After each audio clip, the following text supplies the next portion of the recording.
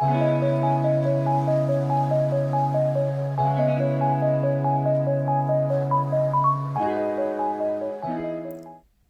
tout le monde, je vous retrouve aujourd'hui pour vous présenter un petit tuto carterie avec les nouveaux tampons de la boutique de Nîmes Tampon.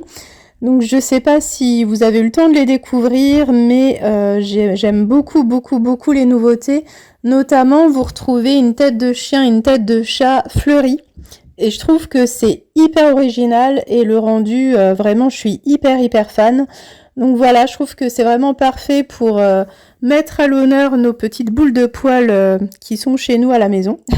Et pour ceux qui n'en ont pas, bah, vous pouvez tout simplement les utiliser pour faire de la carterie, des petits marque-pages.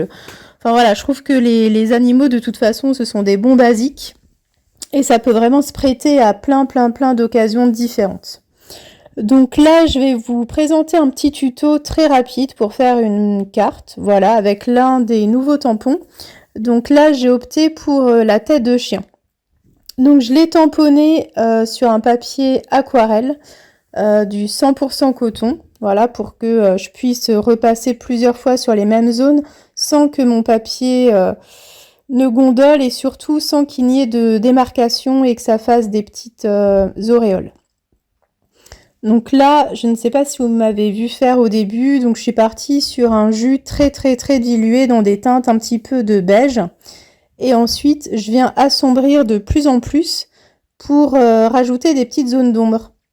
C'est-à-dire, donc au niveau des zones d'ombre, je viens en mettre du côté gauche, parce que c'est là où on a des fleurs, donc potentiellement, donc c'est là où ça va assombrir la tête de l'animal, et également sur le côté droit.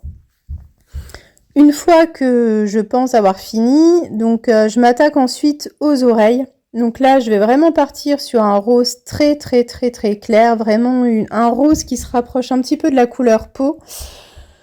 Que je viens, pareil, toujours un jus très dilué. Il vaut mieux partir d'un jus entre guillemets, même si c'est trop dilué, parce que c'est toujours plus facile d'assombrir une couleur plutôt que de l'éclaircir, tout simplement. Ce qui est bien important aussi de faire, c'est d'attendre que chaque couleur est bien séchée avant d'attaquer une zone qui est en contact d'une autre. Sinon, sinon vous pourrez avoir des petits transferts de couleurs qui vont se faire. Donc ça peut être un petit peu gênant. Alors pour la rose, donc là, alors c'est un motif, c'est pas forcément simple. Surtout plus le motif est petit, plus c'est un petit peu compliqué. Donc là, ce que j'ai fait, c'est que je suis partie sur un jus, donc toujours très dilué. J'ai voulu rester dans des teintes un petit peu de rose, mais je suis partie sur un rose un petit peu plus fleuri que le rose des oreilles. Ensuite, avec mon pinceau, là, ce qui était très important, c'est que je voulais pas que la couleur fuse de trop, pour qu'elle puisse rester vraiment à la base des pétales. Donc là, ce qu'il faut faire, c'est vraiment mettre le pinceau sur un petit chiffon propre ou sur une petite feuille de sopalin, histoire qu'il n'y ait presque pas d'eau en fait. Comme ça, quand vous allez prendre du pigment qui est presque pur, et bien finalement, ça va vraiment rester à l'endroit où vous allez appliquer le pinceau. Donc c'est ce que vous retrouvez du coup sur la fleur. Au niveau des feuillages, voilà, là je suis restée, rien de très original, hein, je suis vraiment restée dans les petites couleurs vertes. J'avais envie d'une carte un petit peu printanière. Donc là je suis restée sur un beau vert comme ce qu'on peut retrouver de par chez nous à l'extérieur. Donc là aussi, je suis venue assombrir la base de chacune de mes feuilles, donc toujours en rajoutant un petit peu plus de pigment. Et puis en évitant de mettre trop d'eau aussi. Et puis pour la petite fleur du dessous, je suis restée dans les mêmes teintes que pour l'oreille, tout simplement. Donc voilà un petit peu mon process de colorisation de ce superbe chien. Ensuite, j'avais en tête de faire une petite fenêtre avec un papier imprimé pour laisser apparaître la tête de l'animal. Alors ce qui m'a un petit peu embêtée, et vous le verrez, c'est qu'il y a une petite tache d'encre qui s'est déposée au bas de l'animal. Et ça me gênait de refaire le tamponnage juste pour ça. Donc, vous verrez en fait. Je vais essayer de trouver une petite astuce pour masquer tout ça. Donc là, au niveau de mes dimensions, je vous les remettrai en barre d'infos, ce sera plus simple pour vous. Mais en général, je pars souvent sur des bases qui font grosso modo 10 par 15.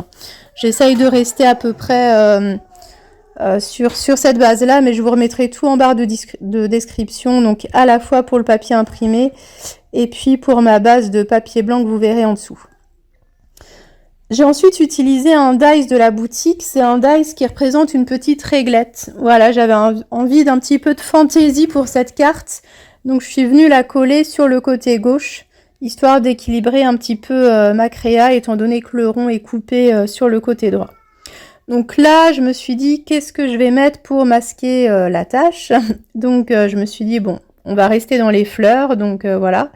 Mais je trouvais qu'elle faisait un petit peu seule de juste mettre une fleur comme ça. Et comme je voulais un titre à ma carte, bah voilà, je me suis dit que j'allais la couper en deux. Donc ça, c'est bien aussi, hein, il ne faut pas hésiter à couper vos tamponnages. Parfois, il y a des fleurs que vous pouvez trouver trop grandes pour votre projet. Et ben, n'hésitez pas à les couper, hein. Vraiment, je veux dire, c'est pas parce que le tamponnage est fait de cette manière-là que vous ne pouvez pas y toucher, hein. Donc voilà, donc là, ça m'a permis comme ça de camoufler ma petite tâche. Donc ça aussi, ça peut vous servir d'astuce. Parce que voilà, on n'est jamais à l'abri d'un petit accident. Donc là, je vais laisser un bord blanc de à peu près... En général, je rajoute 3 mm de plus sur chacun de mes côtés. Comme ça, ça fait à peu près 1,5 mm. Il y a juste là où le côté où il y a ma fenêtre, je voulais vraiment le coller. Enfin, vraiment qu'il soit à ras de ma page. Comme ça, c'est comme si on avait coupé directement dans le papier. Donc, je trouvais que ça faisait mieux comme ça. Donc, voilà pour cette petite carte. Bah, écoutez, j'espère que le résultat vous plaira. Je vous laisse regarder la suite en musique. Vous verrez, je rajoute pas grand-chose. Une petite étiquette. Et puis, et le tour est joué. Voilà, bah écoutez, j'espère que ce projet vous aura plu et je vous dis à très bientôt. Bye bye.